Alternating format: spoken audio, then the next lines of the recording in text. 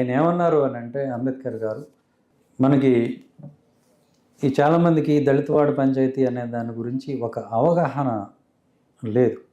దానికోసం ఒక చిన్న వివరణ ఇస్తూ మీకు ముగించే ముందు ఒక చిన్న విషయం చెప్పి, ఆయన 1945లో ఒక పుస్తకం రాశారు, స్టేట్స్ అండ్ మైనారిటీస్ అనే పుస్తకం రాశారు. దానిలో వారు ఏమన్నారంటే, ఈ దళితవాడ అనేది ఊరికి దగ్గరగా ఉండటం, ఊరితో కలిసి ఒక అడ్మినిస్ట్రేటివ్ యూనిట్గా ఉండటం వల్ల వీళ్ళు ఎక్స్‌ప్లాయిటేషన్‌కి గురవుతున్నారు.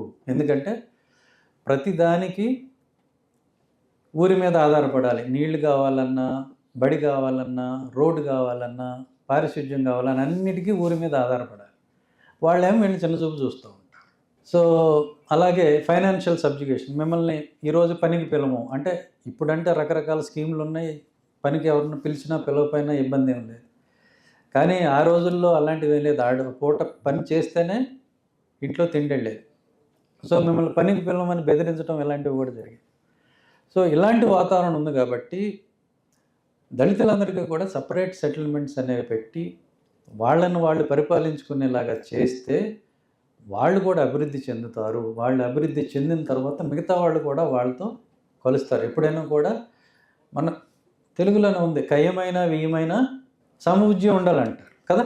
సో ఆయన అదే చెప్పాడు, వీళ్ళు కూడా ఒక సమాన స్థాయికి, అంటే దళితవాడు కూడా ఒక అండర్ గ్రౌండ్ డ్రైనేజీ, మంచి సిమెంట్ రోడ్లు, central lighting, park, community hall, అన్ని మెడికల్ టెస్టులు, మందులతోటి ఒక ప్రైమరీ హెల్త్ సెంటరు, ఒక ఆధునికమైన బడి, ఇలాంటి సదుపాయాలన్నీ ఉన్నాయనుకోండి.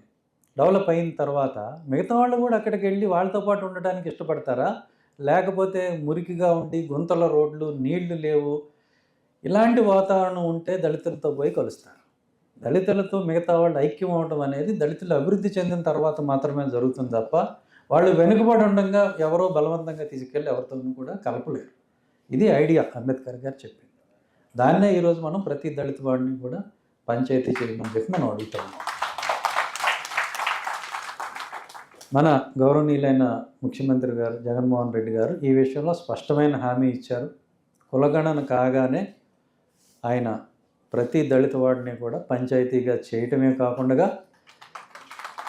ఎస్సీ ఎస్టీ సప్లాన్ నిధుల్లో 1/3 వంతు ఇచ్చి, అంటే ప్రతి దళిత వాడికి సుమారుగా 2 కోట్లు వచ్చే విధంగా నేను ఏర్పాటు చేస్తాను, నా దృష్టిలో ఉందని వారు స్పష్టంగా చెప్పారు. అలా చేస్తే సుమారుగా 3000 దళిత పంచాయతీలు ఏర్పడతాయి. అందులో 1500 మంది మహిళలకి 50% మహిళా రిజర్వేషన్ ఇచ్చి 1500 మంది మహిళల్ని మనం పాలకులుగా చేసుకోవాలి. అందరూ మాట్లాడితే మహిళా సాధికారత, మహిళలకి అధికారం రావాలి, వాళ్ళ ఇంట్లో కూర్చోబెట్టకూడదు, అది ఇది అన్నీ మాట్లాడతాం. మరి వాళ్ళ చేత అధికారం ఎలా ఇస్తాం? అది చెప్పాలి. అందుకని మేము చెప్తున్నాం, ఇలా దళిత వాడిని పంచాయతీ చేస్తే వచ్చే పంచాయతీల్లో సగం మహిళలకి ఇస్తే, దళిత మహిళలకి, అప్పుడు మహిళా సాధికారత అని మనం మాట్లాడేదానికి అర్థం ఉంటుంది తప్ప అదర్వైజ్ ఊకదంపుడు ఉపన్యాసాలు స్టేజ్ మీద కూర్చొని హో హో అని మాట్లాడేసేసి వెళ్ళిపోతే అది కాదు అంబేద్కరిజం అంటే. అంబేద్కర్ విగ్రహం అనేది ఇంతకుముందు ఎక్కడ ఉండేది? వెలివాడలో ఉండేది. ఒక పాట కూడా ఉంది, బాగా వినపడుతూ ఉంటుంది నాకు చాలా. వెలివాడలో వెలిసెనురా అంబేద్కరుడు అని. అలాంటి వెలివాడలో ఉన్న అంబేద్కరుని తెచ్చి విజయవాడలో ప్రతిష్ఠించిన ఘనత జగన్మోహన్ రెడ్డి గారికి దక్కుతుంది. ఇది మనం కాదనలేని నిజం. ఎవరైనా ఒక మంచి పని చేసినప్పుడు మనం దాన్ని కంపల్సరీగా ఖచ్చితంగా గుర్తించాలి, అభినందించాలి. ఈ రోజునైనా సరే తాజ్మహల్ ఎవరు కట్టారంటే ఏం చెప్తారు? షాజహాన్ అనే చెప్తారు. అలాగే చార్మినార్ ఎవరు కట్టారంటే కులీ కుతుబ్ షా పేరు చెప్తారు. అలాగే అంబేద్కర్ విగ్రహం, వెలివాడలో ఉన్న విగ్రహాన్ని తెచ్చి విజయవాడలో పెట్టినటువంటి ఘనత అయితే మాత్రం ఖచ్చితంగా జగన్మోహన్ రెడ్డి గారికి దక్కుతుంది. ఈయన దానికి 100కి 100 పాళ్ళు కూడా ఈ ప్రశంసకు ఆయన అర్హుడు. కాబట్టి మనం దానిలో ఒక మంచి పని చేసినప్పుడు అభినందించకపోతే ఏమవుతుందంటే మళ్ళీ అలాంటి పని చేయాలనేటువంటి ఆలోచన నశించిపోతుంది. మీకు 100 మార్కులు వచ్చినాయి పరీక్షలో, 99 మార్కులు వచ్చినాయి, తీసుకెళ్ళి నాన్నగారికి చూపిస్తే ఆ 1 మార్క్ ఏమైందిరా అంటే అసలు మళ్ళీ పరీక్ష రాయాలన్న ఆలోచన చచ్చిపోతుంది. ఈ మధ్యన చూశాను నేను కూడా సిరీస్.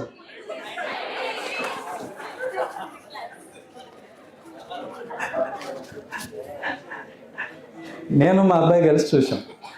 సో మా వాడు నన్ను ఏం అనలేదు, నేను ఎప్పుడు వాడిని ఏం అనలేదు. నేను బతికిపోయిన బాబు అనుకున్నా. ఇలా 99 వస్తే 1 ఎందుకు రాలేదు, 9 ఇవన్నీ కూడా నేను ఎప్పుడు పేరెంట్స్కి అదే చెప్తూ ఉంటాను, దయచేసి పిల్లల్ని ఎప్పుడు కూడా కించపరచకూడదు. ఎప్పుడూ కూడా వాడు ఎందుకు పనికి రాకపోతే ఎమ్మెల్యే అవుతాడు, ఏముంది దానిలో.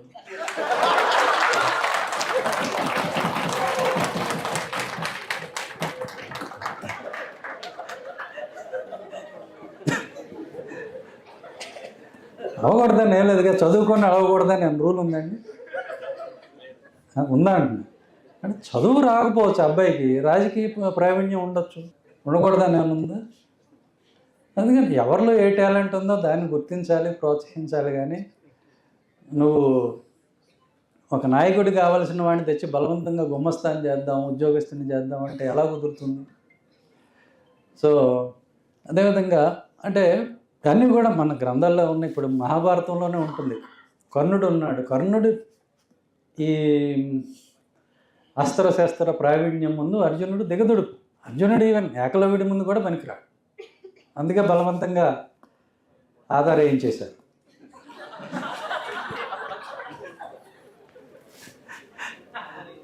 సో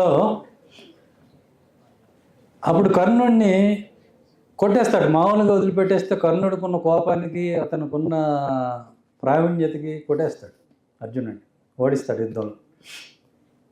అందుకని ఏం చేశారంటే శల్యుడు అనేవాడిని అప్పుడు పెట్టారు అక్కడ, శల్య సారథ్యం అంటారు. వాడి పని ఇదే. ఏమంటాడంటే అర్జునుడు బాణం వేయంగానే మనోడు 1 1 1 1 1 1 అంటాడు. అంటే రాష్ట్రంలో అన్ని ర్యాంకులు అర్జునుడి వేయాలి.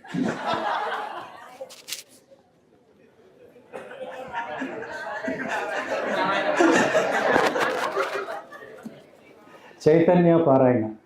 సో మా మిత్రుడు, అతని పేరేంటి, వైవహర్ష. వైవహర్ష నాకు మంచి ఫ్రెండ్. సో వాడు శల్యుడి పని అదనమాట. ఏమిటంటే అర్జునుడు బాణం వేయంగానే 1 1 1 1 అంటాడు. కర్ణుడు ఎంత పాకేసినా అదే ఏంటో అది బాణం వేయటం అది ఇలాగా అంటాడు. అట్లా డిస్కరేజ్ చేస్తే ఏమవుతుందంటే మనిషికి తనలో ఉన్నటువంటి ఆత్మ విశ్వాసం చనిపోతుంది. ఆ సెల్ఫ్ కాన్ఫిడెన్స్ పోయి నేను ఎందుకు పనికిరాను, మా అమ్మ నన్ను ఎప్పుడూ తిడుద్ది, మా నాన్న నన్ను ఎప్పుడు తిడతాడు, నేను ఎందుకు పనికిరాను అనేటువంటి భావన వస్తుంది. అట్లాంటి భావన వచ్చిన తర్వాత అతనిలో ఎలాంటి టాలెంట్ ఉందో మనకు తెలియదు. ఆ పిల్లవాళ్ళలో కానీ ఆ పిల్లలో కానీ అవన్నీ కూడా తుడిచిపెట్టుకుపోతాయి. కాబట్టి ఎప్పుడు వాళ్ళని అవమానించడం, ఎస్పెషల్లీ పిల్లల్ని కంపేర్ చేయడం, అవమానించడం, నువ్వు లావుగా ఉన్నావు అంటూ, నువ్వు గాలేసి తెగిరిపోయావు, ఇవన్నీ తల్లిదండ్రులు కూడా మాట్లాడుకోవద్దు, తప్పదు. దీనికోసం ఇదే మనకి అమెరికాలో అయితే స్ట్రిక్ట్ లాస్ ఉన్నాయి. ఈ బాడీ షేమింగ్ చేస్తే తీసుకెళ్ళి జైల్లో పడేస్తారు, తల్లిదండ్రులైనా సరే. మంచిగా 111 112 ఏదో ఉంది మన నెంబర్. వాడు దానికి ఫోన్ చేస్తే వాడు వచ్చి ఈ కొట్టడాలు, తిట్టడాలు, ఈ ట్రామా, సైకలాజికల్ ట్రామా ఇవన్నీ చేస్తారు. So that's what I appeal to all parents to love your kids and don't criticise them. అట్లాగే భారత రాజ్యాంగం కూడా మన దేశంలో ఉన్న పౌరులందరినీ, ఆడ మగ, third gender, what ever it may be, అందరినీ కూడా సమానంగా చూసింది, సమానంగా ప్రేమించింది, అందరికీ కూడా సమాన అవకాశాలు ఇమ్మని చెప్పింది, హక్కులు ఇచ్చింది, బాధ్యతలు ఇచ్చింది. మీ హక్కులకి భంగం కలిగితే గౌరవనీయులైన న్యాయస్థానాలు ఉన్నాయి, వాటిని ఆశ్రయించమని చెప్పింది. ఇవన్నీ కూడా మన రాజ్యాంగం ఇచ్చింది.